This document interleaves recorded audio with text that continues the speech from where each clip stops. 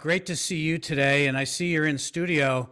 And this is like one of those shows. I think our audience is breathing a sigh of relief here because they're not going to be subjected to 75 minutes of a PowerPoint.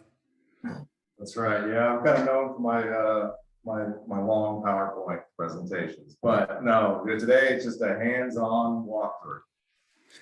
Yeah, so your audio is a little muted. So if I could ask you just to speak up a little bit and talk to the computer instead of the mic. It sounds like the mic's not working.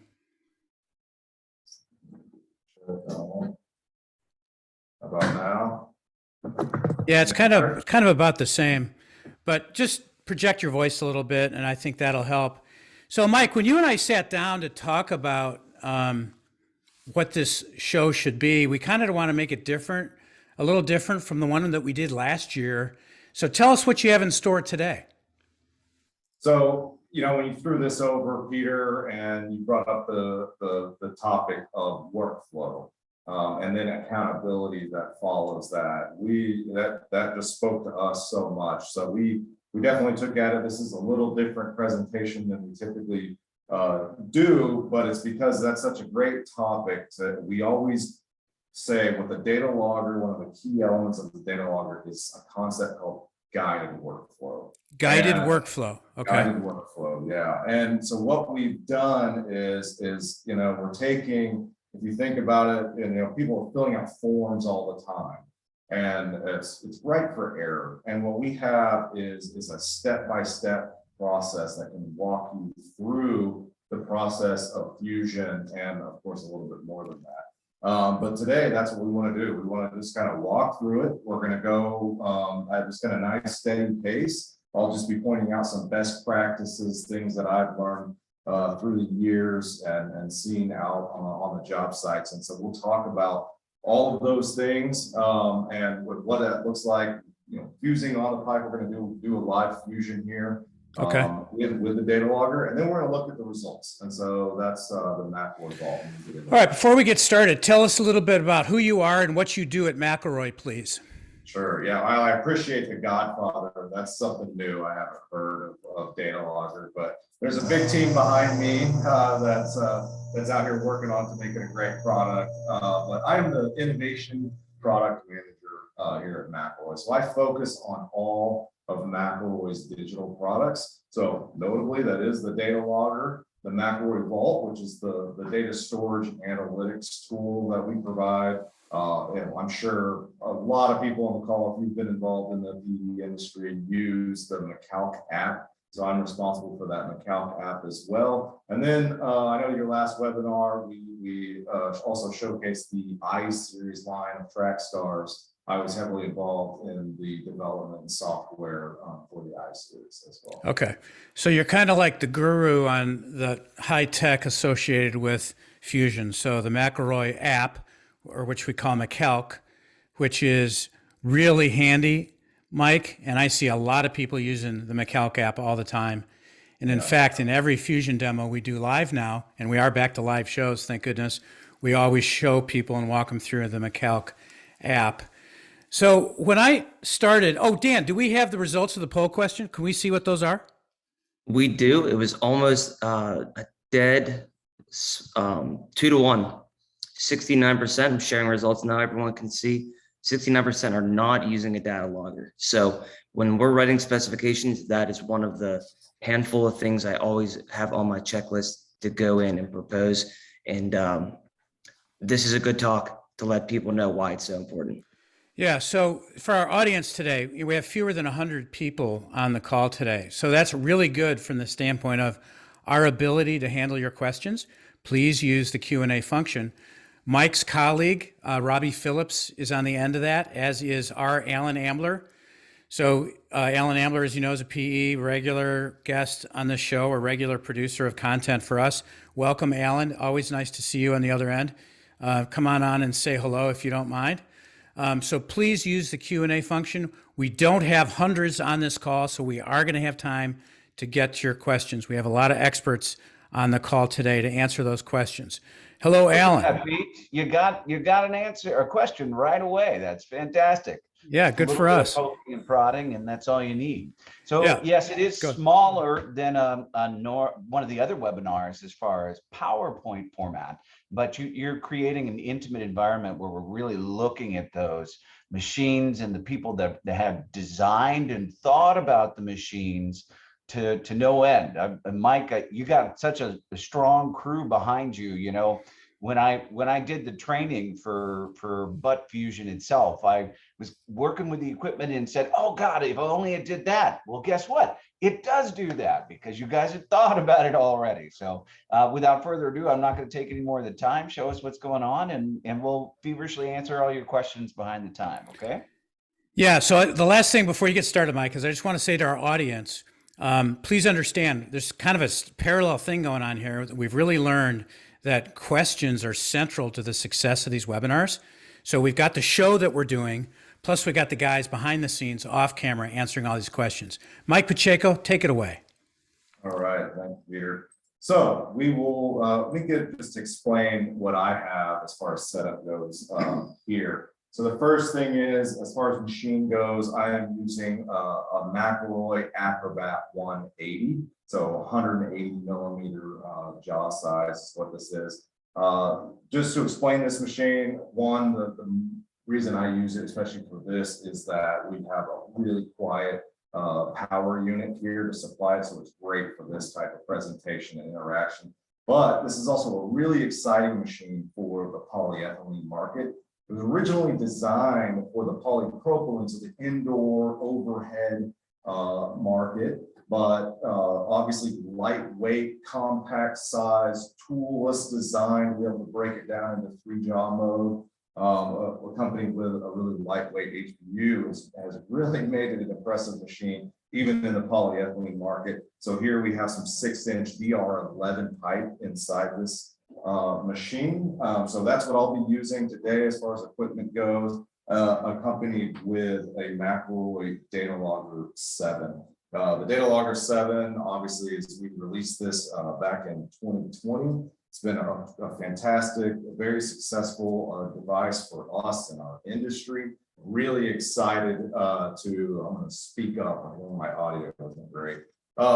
Really excited about what the Data Logger 7 has to bring for us. So we'll be able to step through it and talk about everything that we can see and what that whole guided workflow process looks like. The key to this, and I want to talk about when you imagine you're out on a job site, okay? Loading pipe and preparing a job site is paramount to a successful job as a whole. Obviously, we're not going to do that here in the studio, but I do want to talk a little bit about it. So prior to getting the job site, if you're interested in data logging, what I would consider, and as a best practice, is think about what you need to provision ahead of time before you ever arrive on that job site. So you're using a data logger. We want to make sure we know who are the fusion techs that are going to be using this. We want to know what equipment they're going to be using. We want to make sure we understand what pipe is to be used.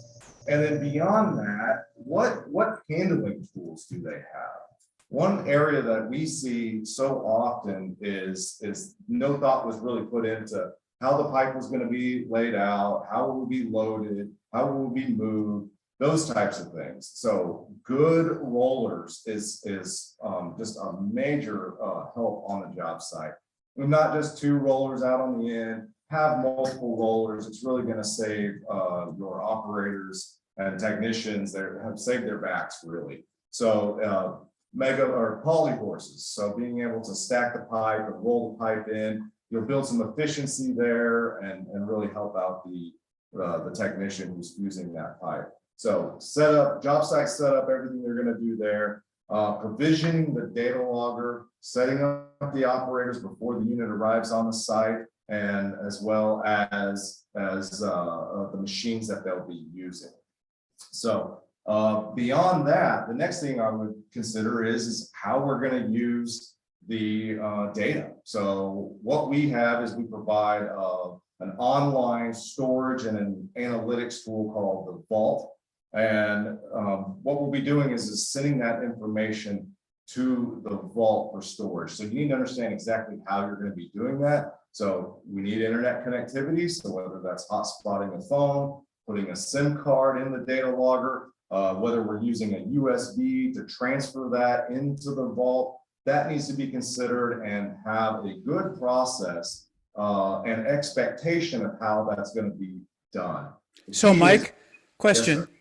So you just talked about the SIM card. You know, you were kind enough to send me a data logger, and I was setting it up by myself. You know, the idiot that I am.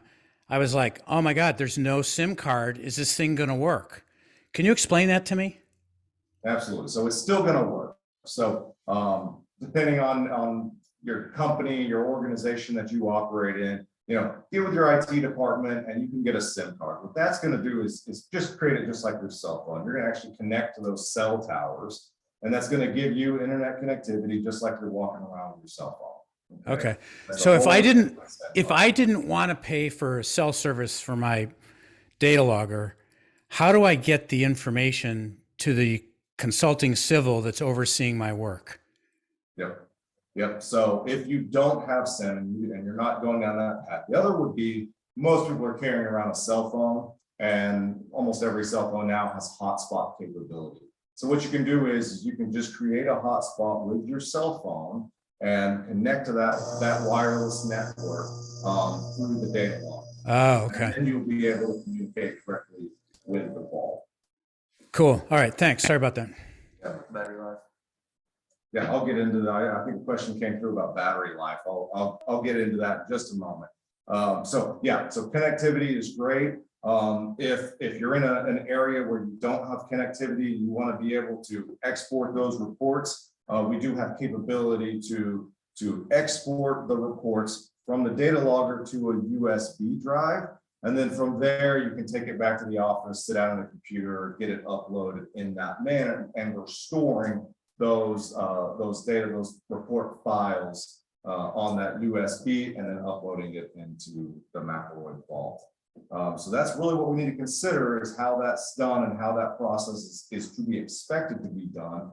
And best practice would be one, to have it live, because as soon as that report's done, it's into the vault where then it can be analyzed and decisions can be made about the job site from there. But so beyond that, what I would also say is at the end of the day, make sure that those reports are then transferred, when they get back into the office or whatever the situation may be. So that would be best practice. The key is to get the data in a safe place as quickly as possible.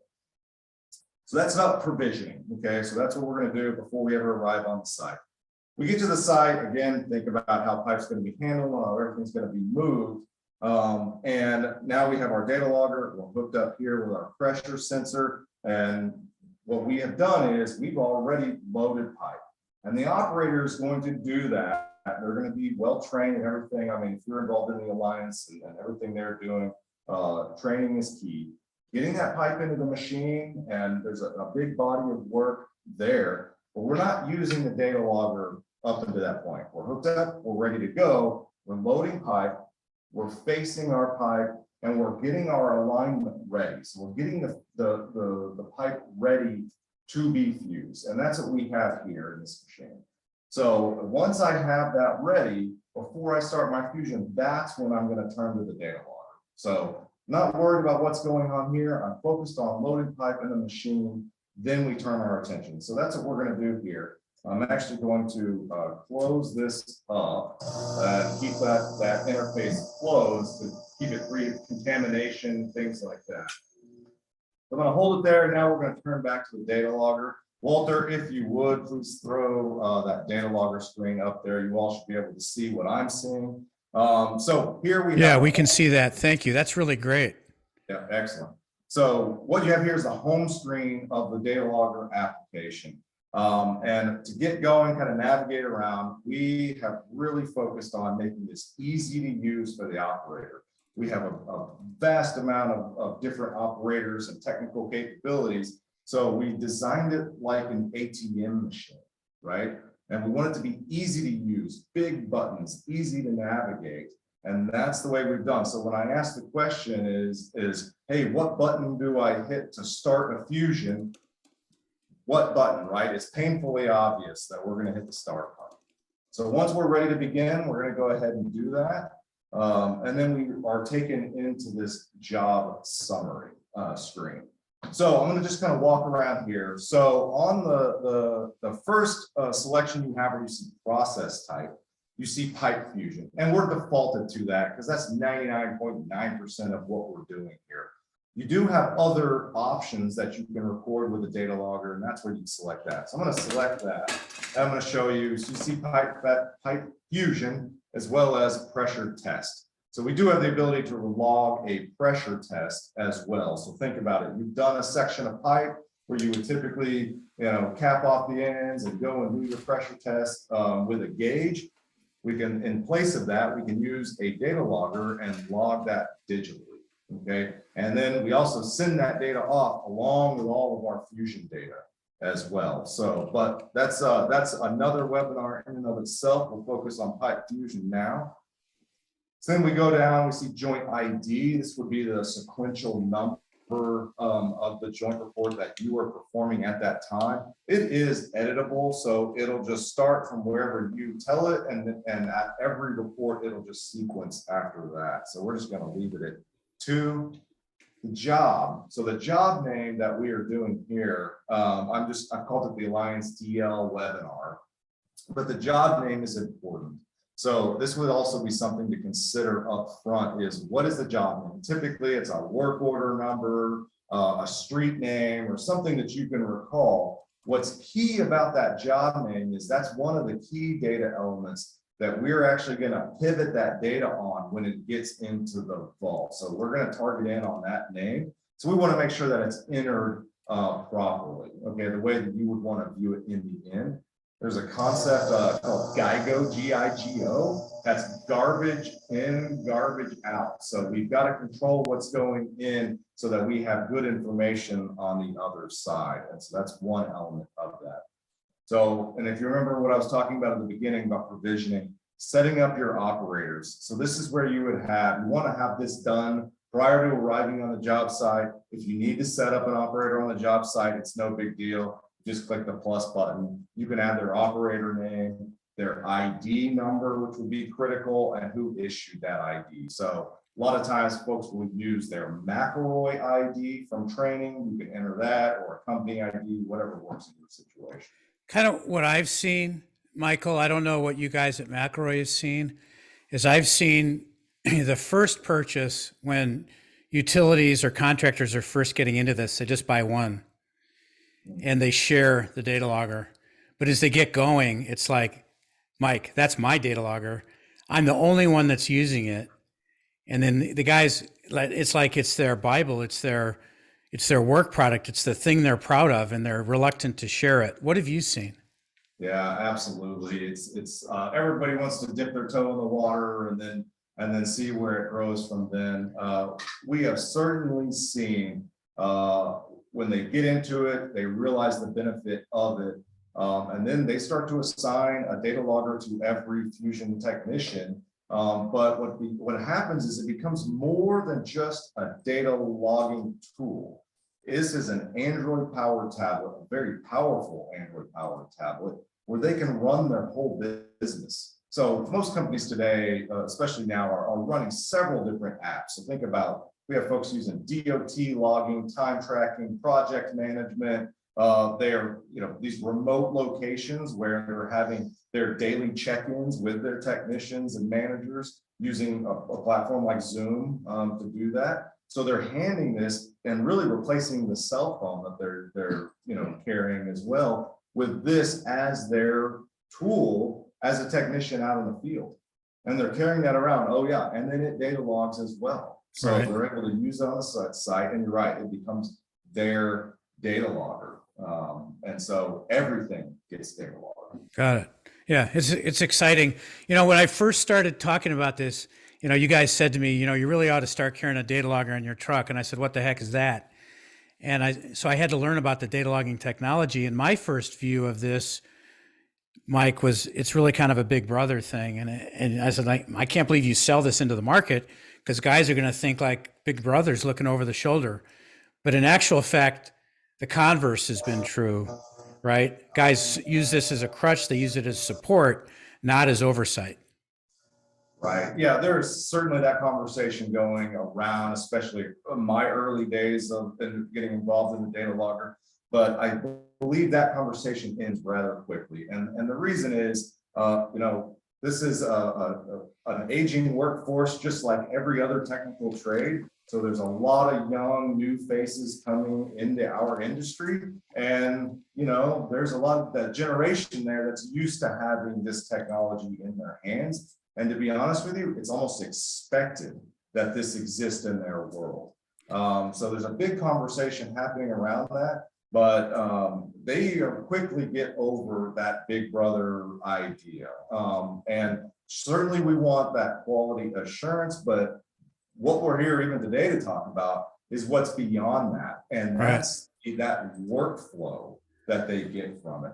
Well, that's why I really wanted this talk today, because I wanted to move the whole data logging conversation beyond just the data that the consulting civil or the inspector gets as a result of the processes. What really excited me about the last webinar we did with you in the iSeries was you proved to me about the full integration of the capability of the data logger. Well, you probably ought to come up with a new name for it because it's so much more than data logging because of the workflow thing. You know what I'm saying? But you proved to me that this thing is integral to the management of Fusion and the management of that big Fusion machine now known as the iSeries. Yeah, and you bring up a great point. If you don't know what our dedication to this market is, then you need to look at the iSeries. That's how dedicated we are. We have fully integrated into a Fusion machine.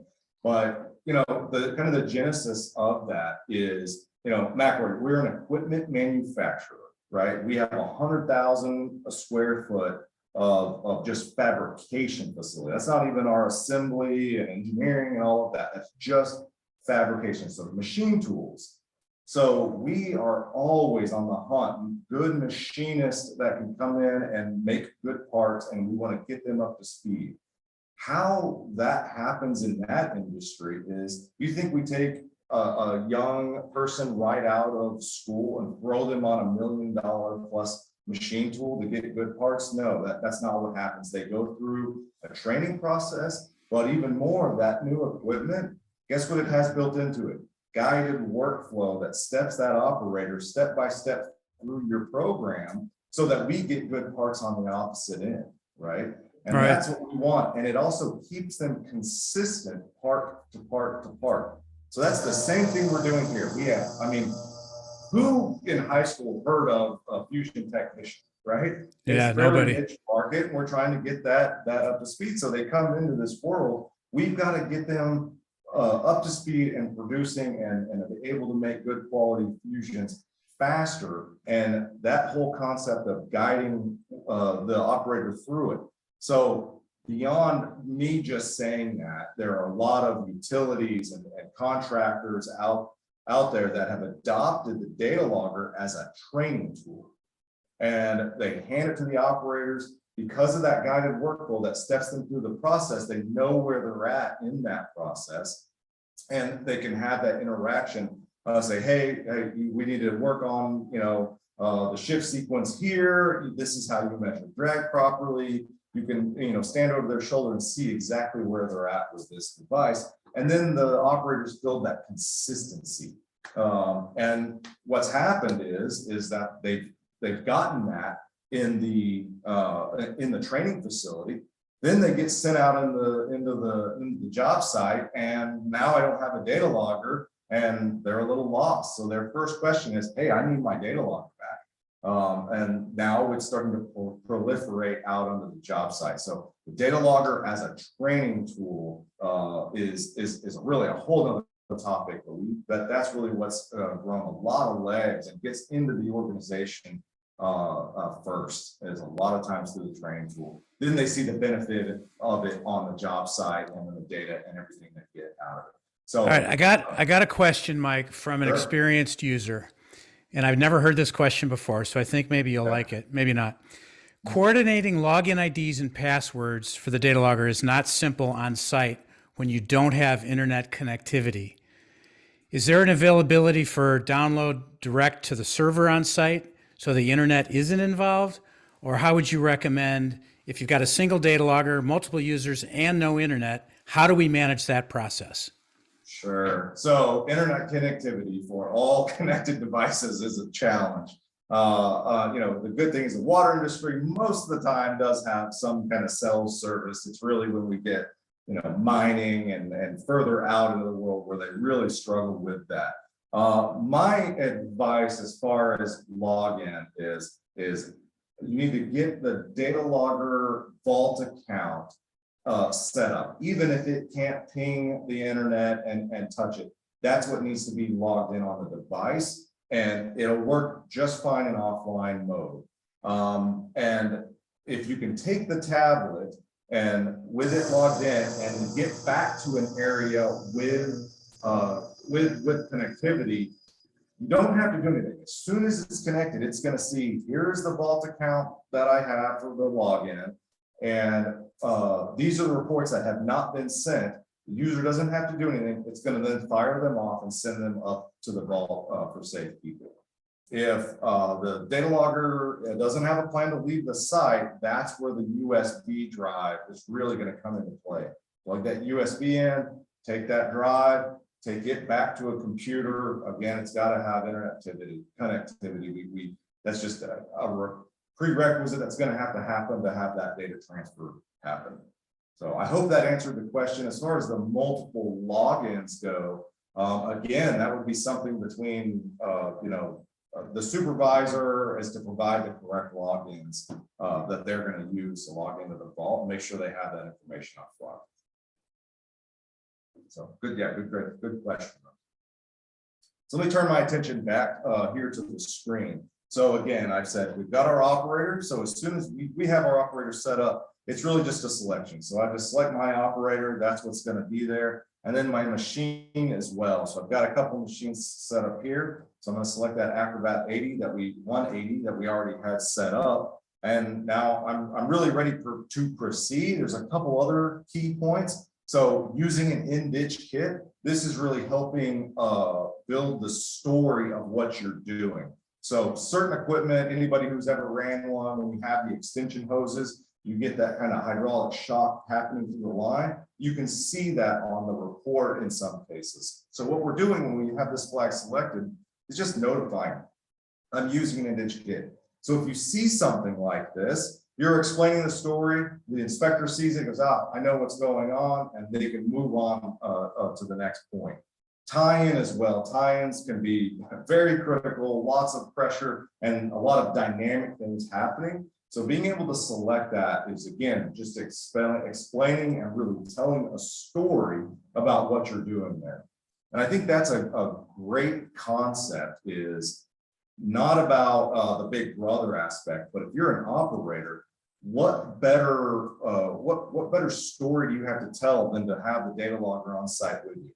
You want to tell the story about how qualified and how good you are with doing this. So that's what it's doing. We're building a story here for that inspector, supervisor, pipeline owner, whoever it may be. And that's how there's an advantage there. That's how we're going to get more work, right? So what we're going to do, we have that. We also have the ability with the operator's manual, and we'll actually download and you'll be able to look at the operator's manual for the machine you're using, should you need any information out of that. So now we're going to go ahead and go next. And here we're doing butt fusion. We do have other options we'll quickly talk about. So we have the option to do sidewall. Once I choose sidewall, it's going to change the process after that. Miters, one great thing about miters is you enter that angle of your miter, it's going to calculate that interfacial area for you, and then thus your interfacial pressure that it's going to take.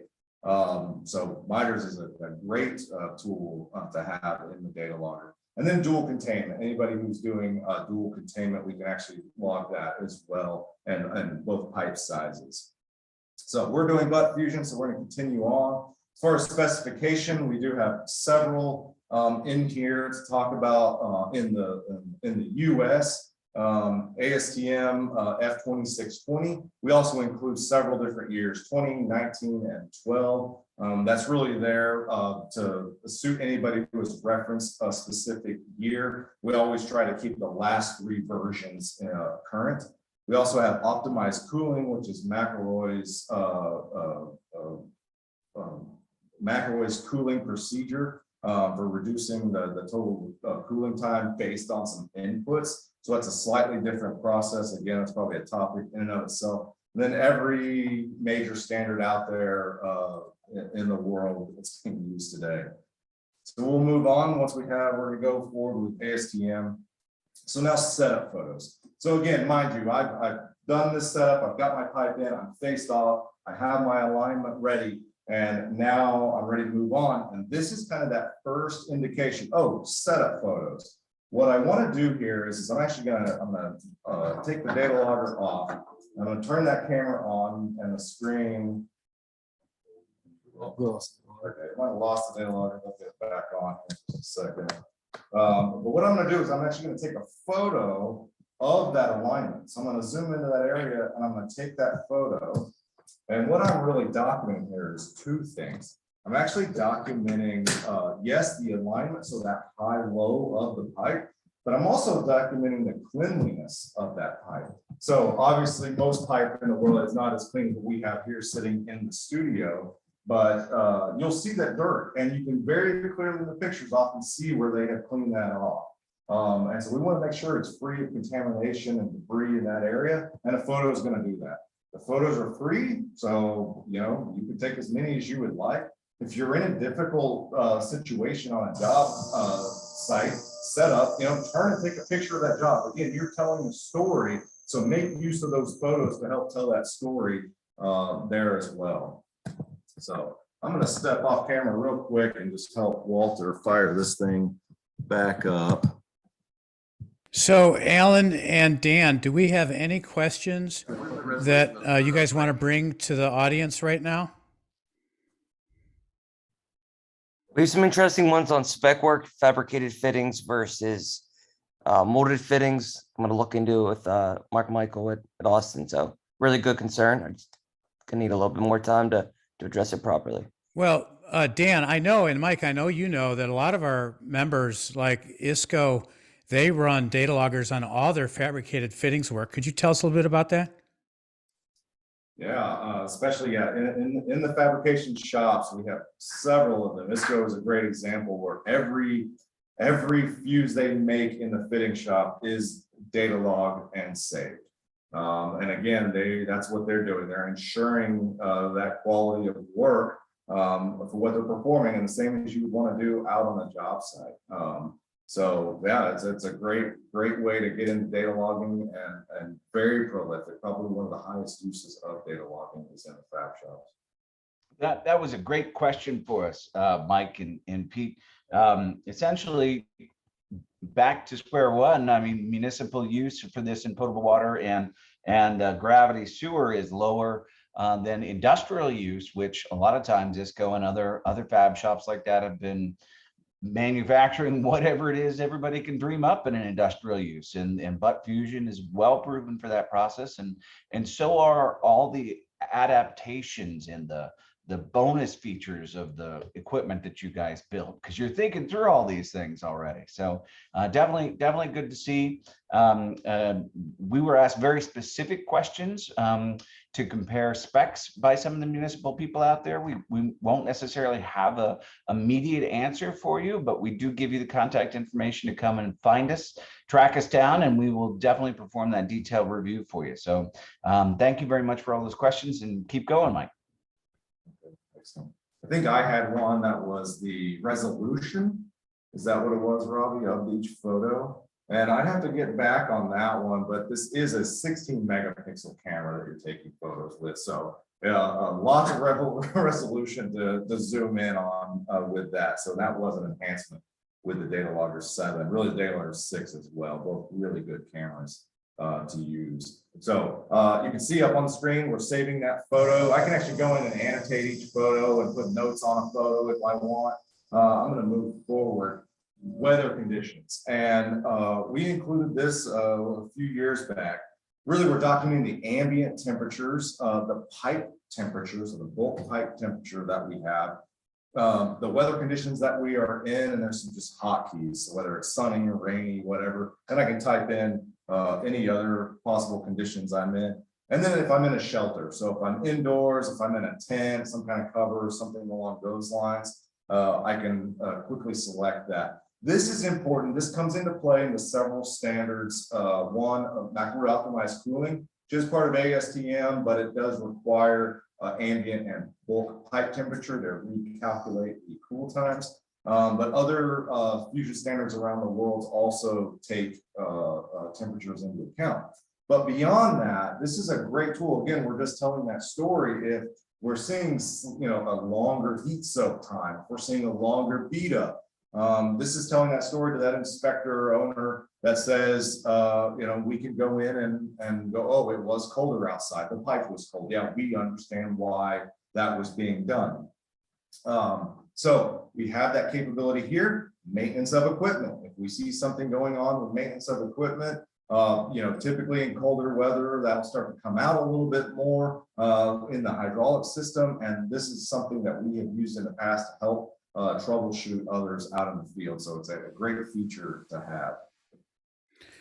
So Mike, you're spending a lot of time going through the screens just to set up a fusion. I mean, if you're doing 24-inch all day long, do you have to do this every time, or does this just happen once? I mean, No, how cumbersome is this process? No, and this is as we walk through this, we're explaining a lot of the detail. But once this is set up, we're quickly going through. Like I have my pipe set up, and it's not changing joint to joint. I'm not changing anything, so I am quickly just hitting next. So in this case, where I have pipe at 6 inches, DR13.5, P4710, I don't need to do that again. I can just next right through it. So a lot of this first part leading up to really this next screen is I'm just next, take my photo, next, and I go on through. So yeah, great point. This is certainly not cumbersome, but when you get to aspects of the fusion, which we're about to get to, that's where it really comes into play to help with that guidance.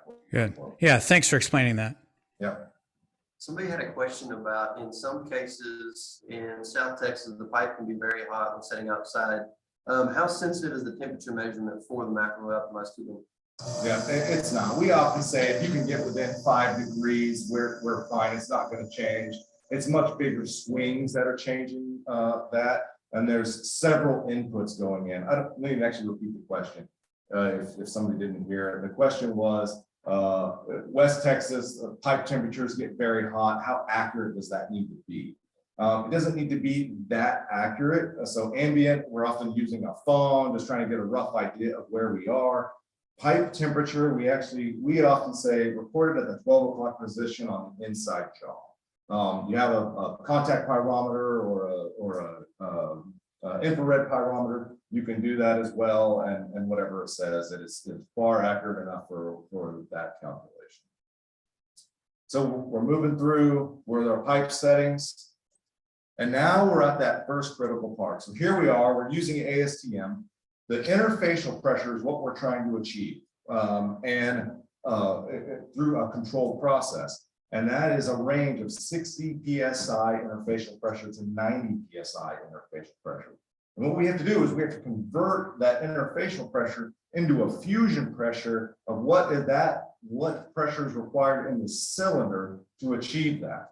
So here we have chosen that midpoint, that's 75 PSI, so right in the middle with from that 60 to 90. So that's what we're targeting. But we have to provide another calculation, that is what is drag. So what is the resistance that it takes to get that pipe moving? And that's what we're going to do here. So this is our first step.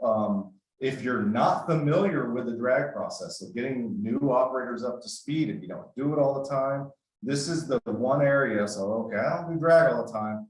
This question mark down at the lower corner, I can select that, and up pops an animation that actually walks a user through setting the drag.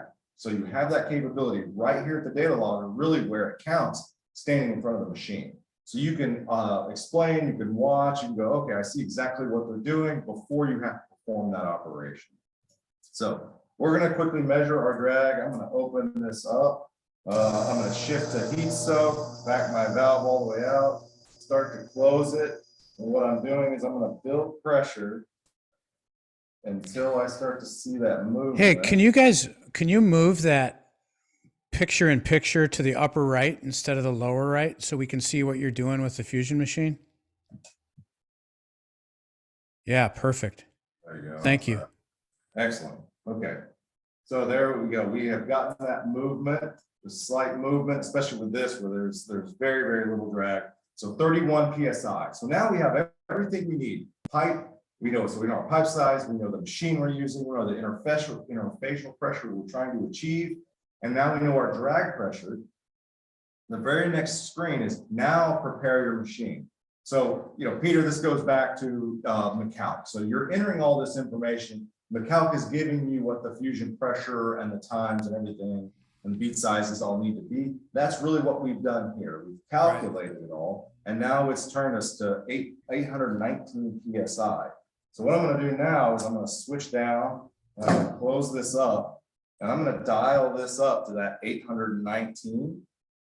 And as soon as I get there, really close to it. All right, that's pretty good. So now I have my drag pressure, so my heat pressure already set up because I measured it with drag. So that valve is set and ready to go. And now I have my fusion pressure ready to go as well. So again, this is that guided workflow. They tell me, okay, turn your machine and set up your machine. Okay, so now we hit next. And then what's the next logical thing? I got my heater over here. Okay, I need to record temperatures. So I grab my contact pyrometer, I measure my heater, move back out of the camera there. And so I'm going to enter what it is. This one happens to be very accurate at 425 degrees, right in the middle of the range. And then I can flip that heater so I can record multiple points, whatever is required on that site as well. So go ahead and hit next. Now we're ready to start actually fusing this pipe. So we can see those details here. So I know my current pressures, the heater temperatures. So that beat up pressure that I'm going to bring that pipe against the heater under pressure. Then I'm going to shift down to that heat soak, which is my drag pressure, and hold that until I achieve that 3/16 minimum bead size. And for pipes less than 14 inches, ASTM does not prescribe a time, but it does prescribe a minimum bead size. And so we're going to achieve that. Then we'll open, which is that 10 seconds. I have 10 seconds to do that, bring it back together, and then hold that under pressure for 5 minutes before I can release that. So I have all my details I can review before I start that fusion and whenever I'm ready to go. So I'm going to get my heater out. I'm going to place that into that fusion zone.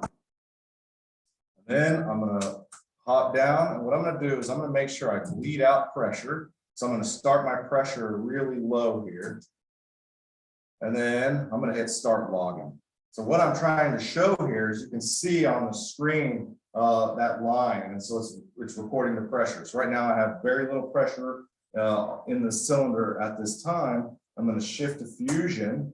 And again, that pressure is already set. And then I'm going to close it up against that heater. And you see that pressure rise up as soon as we hit.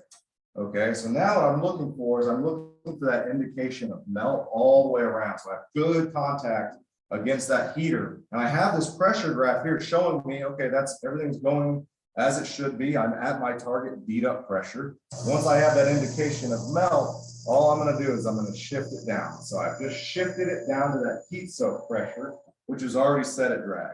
So you're going to see it drop down. And then what I always say is you want to see it round that corner. And I round that corner down to my drag pressure. As soon as I get at or below drag, I'm then going to shift this machine into the neutral position, which locks the directional valve and holds that pressure right, that zero interfacial pressure, but that drag pressure right at the machine. And so that's exactly what we're doing. And having this live pressure graph is helping me. As long as I understand these curves, I know that I'm following the process to the fusion standard. And that's what's key, is having that live graph at this time. Should I have done anything out of sequence, I would see that in the pressure graph. I used to say, hey, I could stop, I could cut things out, reface, and go get started. A lot of times you can actually save the fusion, bump a valve, get it back where it needed to be, and you're fine to go forward. So Question. Yes, sir. So this is 6-inch. And according to F2620, the initial, as you said earlier, the initial indication of melt is only necessary at 14 and above. Yet you held pressure on this 6-inch until you saw an indication of melt. Sorry. That's a question. No, it's make sure I get that right. The bead up is indication of melt all around. The heat soak time is only prescribed 14 inches and above. So what the area we're in right now, which is time, what we're actually looking for is a 3/16 inch bead. Right, but So at the there's no beginning, time. when you held pressure on this 6-inch pipe, There's no time. There's no right, time but prescribed. I thought with 2620 that you didn't need to look for, you didn't want any pressure at all. You just wanted an initial hit, and then you take it to zero right away, or Yeah, to you want to make drag. sure that you have good contact. That's really what they're trying to get at. You want to make sure you have good contact on both sides. So you'll inspect that, then you can shift out. Okay, I so did you- let this go a little bit longer, but that certainly doesn't hurt anything. Got it. Okay, Yeah. thanks. It- I'm just trying to that's make the sure other I thing understand it. Yeah, about having this live pressure graph. If I left that for 2 minutes, all I'm doing is building up a giant bead, and I'm trying to cheat the system. You're going to see that here. Yeah, Right. And so you want to see that short amount of time. So, it's going to tell the story. got it. Um, All right, so before we go on, hey, Dan, we're probably going to lose some, we got like 20 minutes left. Can we ask the second poll question now? So if any of the people leave after an hour, we can at least have the benefit of that knowledge. Yeah, it's actually going to be the second question is going to be in the survey. Oh, it is. Oh, okay. I thought there was a second one now. Okay. So I guess when at the end, at 15 minutes after the hour is when we'll get the second question. All right. Thanks, Dan. Sorry, Mike. Yeah, no problem. So what we're doing here now, we have this almost ready to go. So we're roughly 2 minutes of the heat soak time, and we are right at that 3/16 bead size. So we're really ready to remove our heater and get going. And as soon as we do that, so we know we have 10 seconds to do that, which is actually a ton of time. But what we're gonna do is I'm gonna shift down into that fusion pressure. I'm still in neutral. So then I'm gonna open, strip that off, do my inspection, then I'm gonna close that. I'm gonna return my hand. That's that shift sequence, and that's that opening. And I have that live graph. We're back up to our fusion pressure, which is now being held, and I can reset that. And now I have that 5 minutes, 23 seconds for that fuse pool under pressure. So we're gonna let this sit for just a second, just to get a little bit more of a tail there. And then I'm actually gonna stop this a little early. What we would do is we would carry that all out all the way and look at that whole fusion. But you can see what this graph looks like, and the Acrobat gives a fantastic report, very crisp, clean lines. But we get that initial bead up, we drop to that heat soak, we carry that heat soak at or below drag all the way. We get our open close, which is less within that minimum or that maximum allowed open close time, and then we hold for pressure. So that is exactly what we're doing here. So just to cut this short, I'm going to go ahead and hit done and stop this recording just so we can move on and look at this. Enter any notes that I may have come across on the job site. Typically it's whatever's going on in their role or things they want to document very specifically, but I have the ability to enter those notes. Shut this machine off. And then I want to take a completion photo. So what I'm going to do is I'm actually going to pop this off, make sure I don't knock the photo, get the camera going. And again, I can take it, and that's a good photo showing that completed bead. And this is definitely something that most operators require, so they can see that uniform bead all the way around. And now we're done. And as soon as we did this, I now have this end report that I can review as an operator out in the field. it provides this overlay. So we've actually calculated an overlay so that you can see the beat up, drop down to the heat soak, which is that dotted line. The open close was within time. And then I can zoom into that open close a little bit further. And then we get our total summary graph here as well. And then I can see those photos. So as soon as I hit that next, this is already left and already sent that report into the vault for storage and analysis. Really, you can see almost in real time. And to your point earlier, Peter, I've done that report. When I want to move to the next one, it's immediately going into start. I don't have to make any changes here. Joint number 2 became joint number 3. So I can start moving through, and all I'm doing, I take my photo and I move through right up to this point of measure and drag again. And if I'm already in the same setup where I have a minimal amount of the fabrication will be a great example where it's pretty much the same drag every time. I can use previous, I can have my machine set up, measure my heater, and I'm right back here within seconds, ready to start that next fusion. And so you can see how that next one around does not take much time. Sure. It's all resetting and getting that pipe loaded onto the next fusion to be able to start that process. So that's what a fusion looks like. That's what guided workflow looks like. It's good reminders at the point in time.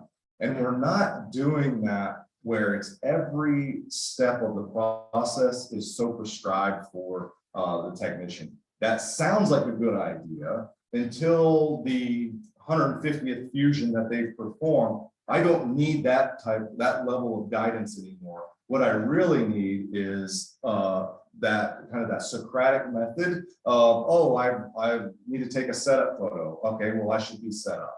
Oh, it's time to measure drag. Okay, I need to go measure drag. So it's good reminders at that point in time to get me up to that point. And if we did such a granular level, at the end of the day, that would be disruptive to the operator. And that's not what the data logger does. So that's what a fusion. Any questions we can answer now before we hop over into the vault and then really open up questions? Alan, Dan, or Robbie, anything that's good to talk about now and ask? Because now we're going to move into the vault and how we handle communication between all the interested parties. Yes. One thing I'd like to add, and Robert has asked very pointed questions about a very specific application that they're undergoing. Necessity is the mother of invention. This industry itself has done so much to be able to move, create, evolve, address very specific needs. Robert, I'm typing you an email right now, a response. Send someone an email. They'd love to be able to handle your specific project needs, and they'll bend over backwards to do so. And that's because they've been addressing a lot of these very specific project needs, or, oh, I wish it just had this feature, or, oh, I wish it just had that feature.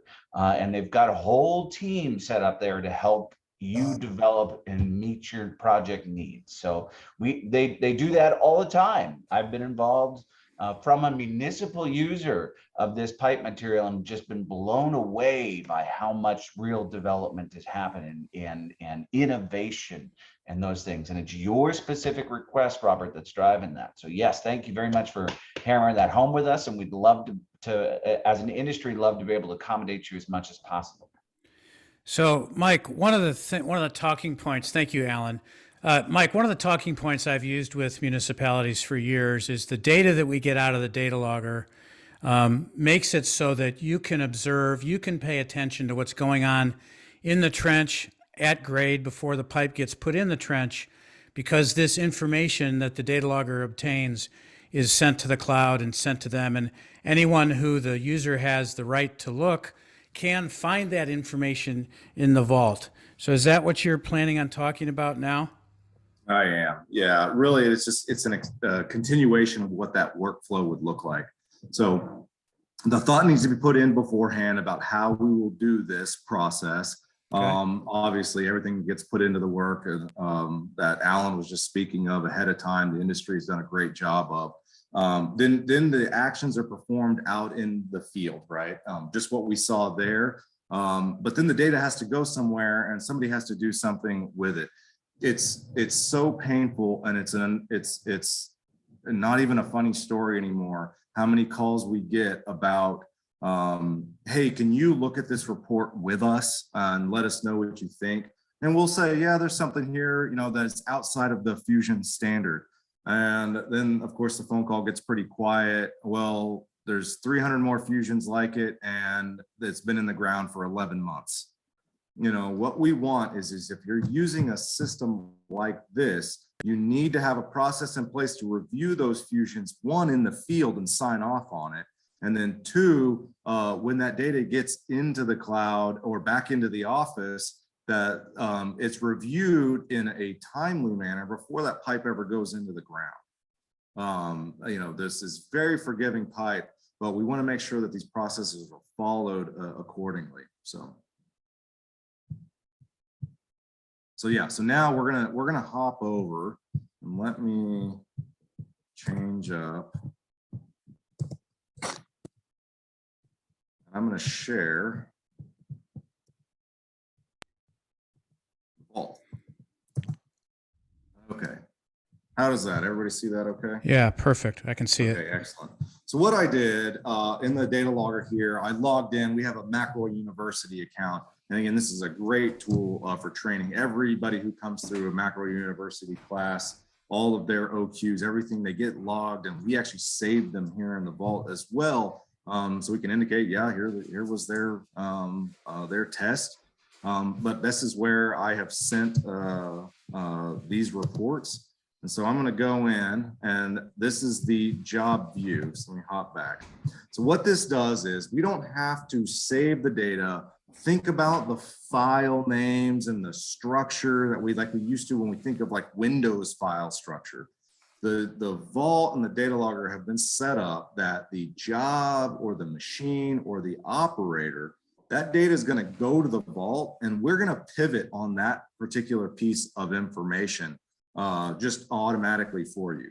So I think you saw before, I named that job Alliance DL Webinar. Well, here it is. You could see the report I had in there about 4 hours ago. The one that we just did is now there. So, and I have all of these jobs, and it's sorted by recency. So what I'm going to do is I'm going to go ahead and click into this latest one, which is the job that we're interested in. And you can see this little icon churning here. And I've got an analysis that has actually been performed on that report. So I have some basic summary information. I have 2 reports on March 8th, 1 machine, 1 operator. Then I look down here and I have a report view. So each one of these is a Fusion joint. I can also flip this over to a map view. Let me scroll in. You can see where that's been done over here on our McElroy campus. Hop back in, and I can see these reports. But something that we have done is we have actually built an algorithm that is actually testing for certain aspects of that Fusion standard. And what we're looking for is any item that falls outside of that Fusion standard. We're actually flagging for the person who is reviewing this as for review.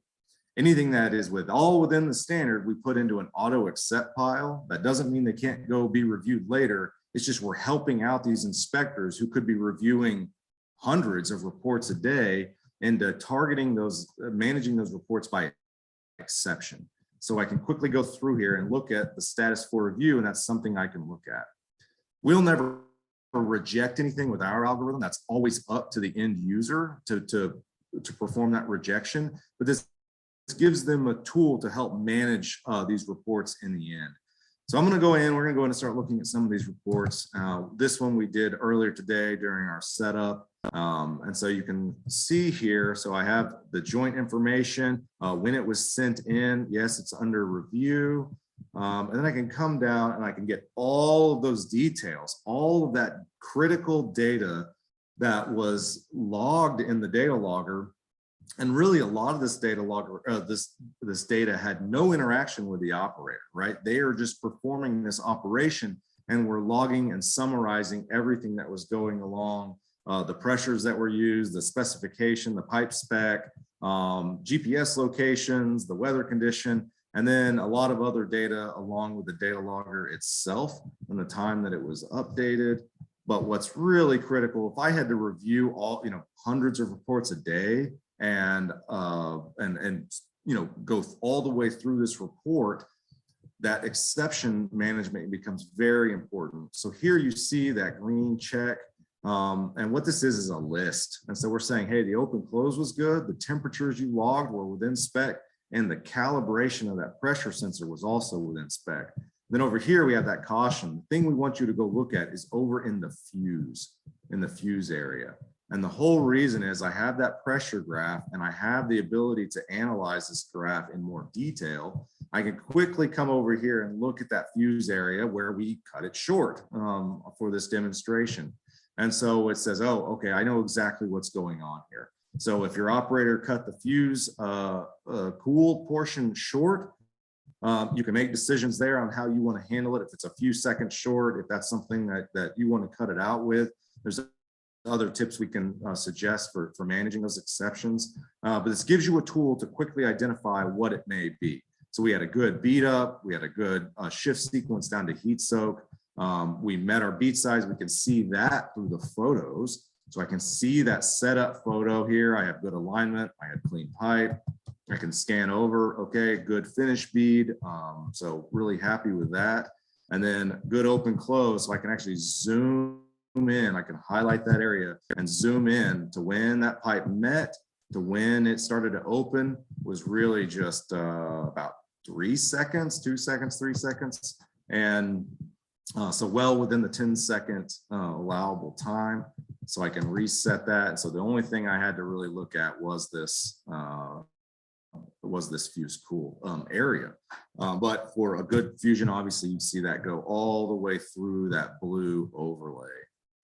Just to talk a little bit about the overlay, in this particular case, because we're using 6-inch pipe and there's no heat soak time, that's all this dotted green line represents is the drag pressure. So we want to get at or below that drag pressure for that total heat soak time, and we're indicating that by that dotted line. For pipes above 14 inches or 14 inches and above, you'll actually have a bar there that actually does indicate time as well.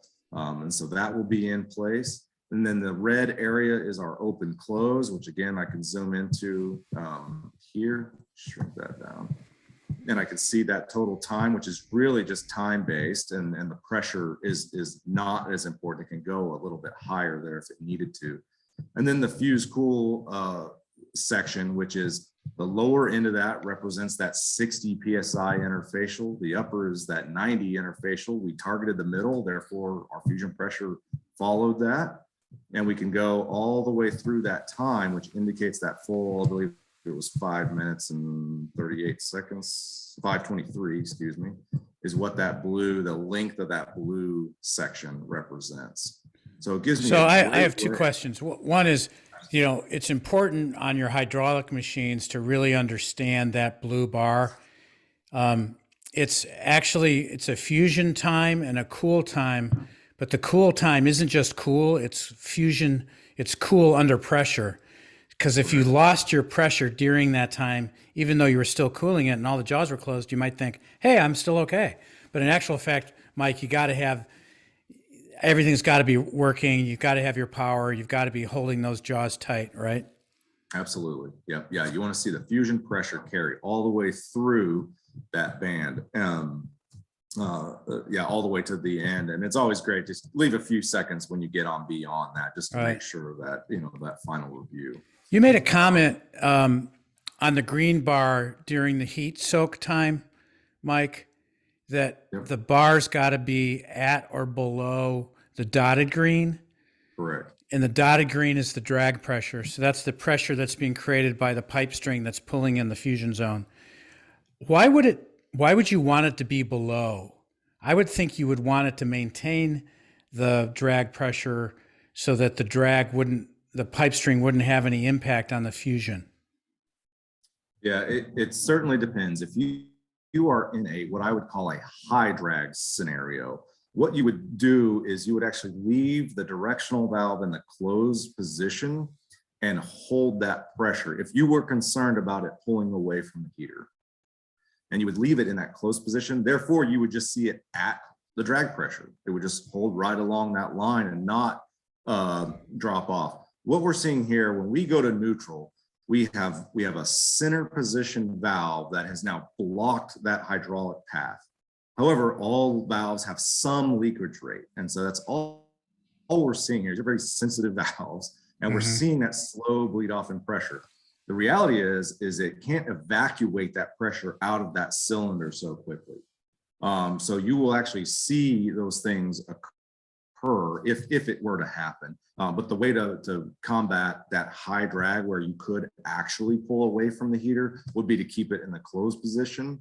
It just, the additional step is you do need to remember to shift back to neutral before you open, to begin your open close sequence. So a little bit more step there. But that's not always it's not every fusion that you're doing that with. Okay, so if I'm the inspector on the job, how do I get access to the vault if the contractor owns the data? Yep. So again, these are things that need to be thought of certainly beforehand. And if the contractor wants to own and manage the data, what they can do is a few different ways. We can download these reports to a PDF and email them over, share them in any manner we feel, print them off if you would like.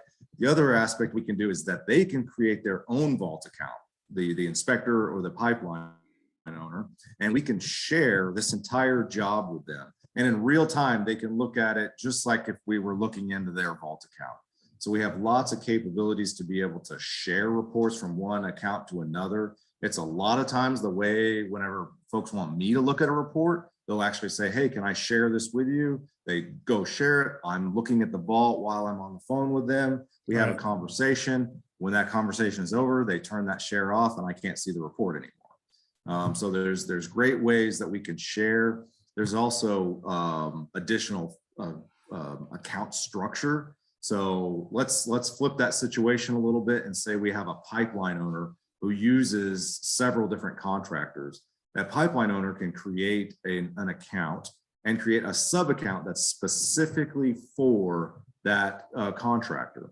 And so that contractor has their own login credentials with that account, and that sub account they'll plug into the data logger, and all of the fusions they do for that pipeline owner go into that account where the pipeline owner can then view it, and the contractor can't see anything but that account that they're logged into. So there could be 50 other contractors doing work for that owner, and they have ways to set that up. So you guys have got it figured out, but Adobe, because I have their software, I used to just buy the version and run it for 2 years, then buy the next one. Now they hit me once a year for $130. How do you guys manage the vault? Do you charge for that on every use or every year? How do you do it?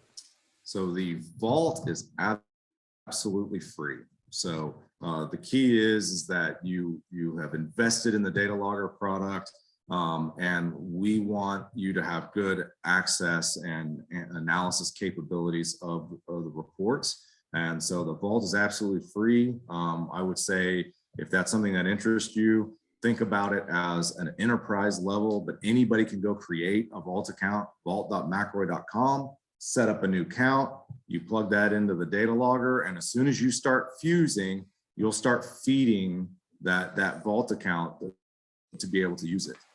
We often advise people to think of it at that enterprise level. So whatever, a contractor, set it up as your company, and then you can log in and do it that way as well. Awesome. Great job.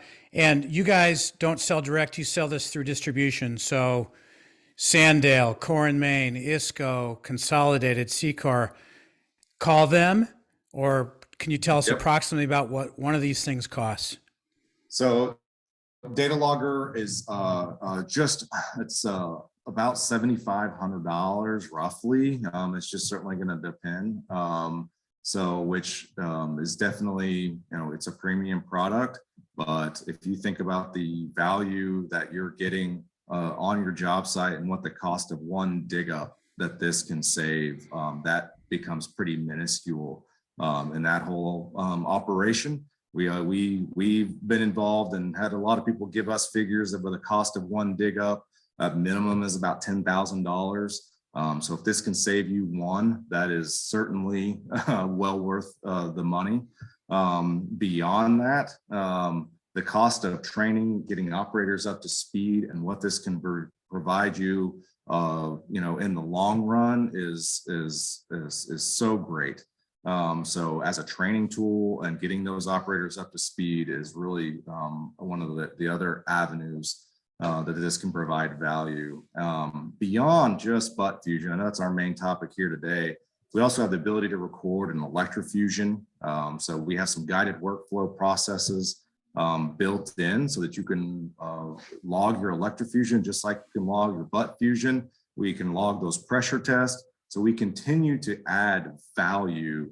We want to log everything we can on that job site so that we can have that quality assurance and again continue to drive this incredible industry forward and start to displace other inferior materials that exist on the marketplace today.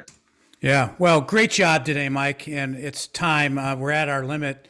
I want to say thank you to our audience. Great job, Robbie Phillips and Mike Pacheco on this. Thank you, Alan Ambler, and particularly thank you to our audience. Dan, you want to close and tell us about the survey? And I will see you on the road or at our next webinar. Thank you very much. Yeah, if anybody's interested in getting some of these productivity tools in general, getting a look at your specifications, go ahead and shoot me an email, dlandy@pepipe.org, and we'll help you out. Any questions, concerns, PDHs, shoot me an email and look forward to talking to you guys all. Thanks for joining us today, and see you in a couple of weeks.